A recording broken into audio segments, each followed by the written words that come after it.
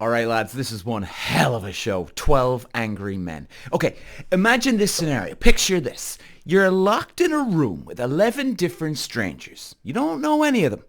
All debating the fate of a young man's life. Not just that, the pressure is so immense. The stakes couldn't be higher, right? You're in court. This guy's life is on the line.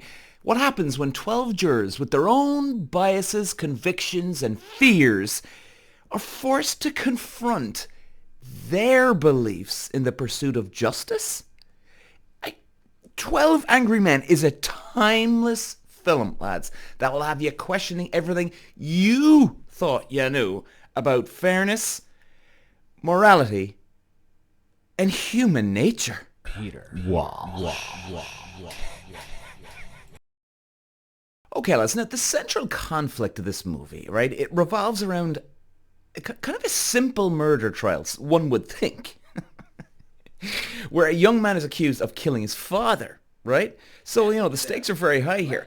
And then with the jury's initial vote, almost unanimous in favor of conviction, right? I mean, it's quite impressive in a weird, disturbing way how, yeah, that's it, cutthroat, clear case, cut, done, the guy's guilty. But one juror number 8, begins to question the evidence and insists that they deliberate further. I mean, it's like his stance challenges the group.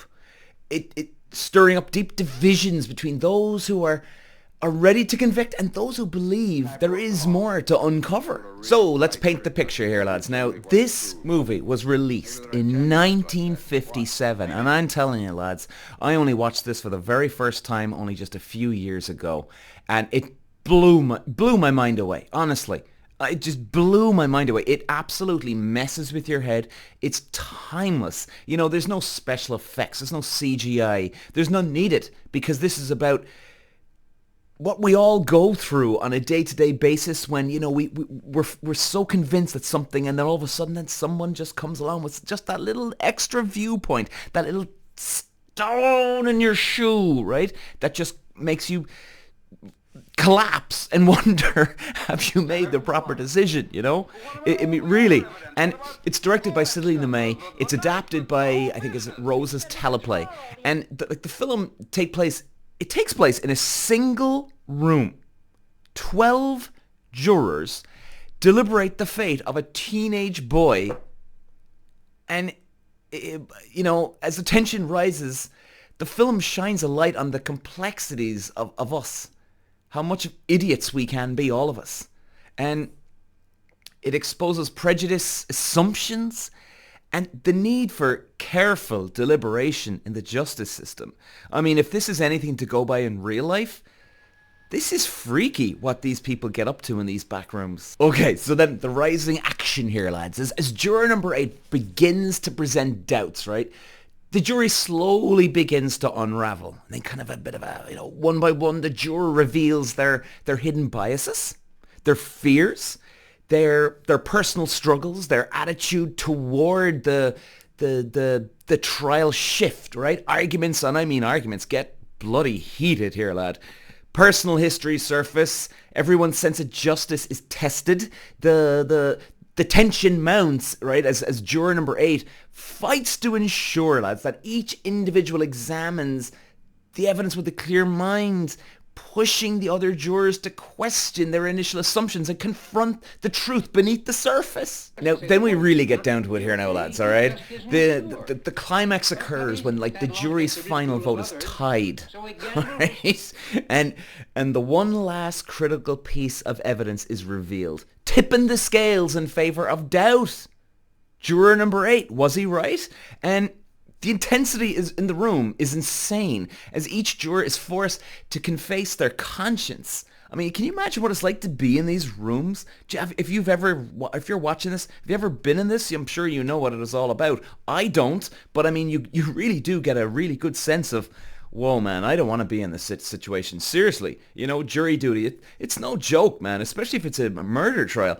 And the emotional weight of the case, whether or not an innocent boy will lose his life. It reaches its peak. Now, I won't give anything away, lads, okay? But you've got to watch this movie now. At the end, they obviously come to a decision. I won't say either which way.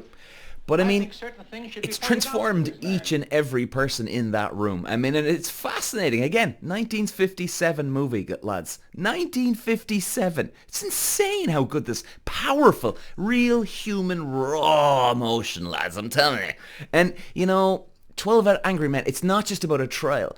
It really is about the complexities of human judgment, the danger of prejudice, and the importance of standing up for what's right. And I think we could all take a page out of this Juror Number 8's book here, even when it's uncomfortable. And that doesn't give away anything, by the way, all right? I'm just saying that Juror Number 8 is, you know, he did have powerful opinions and really kept his ways and not being stubborn, but just looking at the facts and walking through it, you know? And like, the film is essential watch because, you know, it reminds us that justice is not about the law. It's about the people who interpret the law. So we're going to wrap it up here, lads. But, you know, 12 Angry Men, it's not just a courtroom drama. It's a profound exploration of democracy, moral responsibility, the power of dialogue. Whether you're a fan of classic cinema, a student of human nature, the film will make you think long after the credits roll. Seriously, I would be surprised. Like, I'm sure, there's no doubt, I think, you'll watch this movie and you'll see the different opinions in the room. And, you know, their approach to looking at the evidence. I'm very certain here, you'll actually know someone who's very similar to one of these characters. And you're like, oh my God, that reminds me of Uncle Joe or someone. Like, we all know someone who's in this jury room. It's insane, man. It's actually kind of freaky. And it'll make you think long after the credits roll. It's a masterpiece that proves the power of one voice and importance of standing up for truth, even when it feels like the odds are stacked against you. Ladies and gentlemen, I recommend 12 Angry Men. Peter. Wow.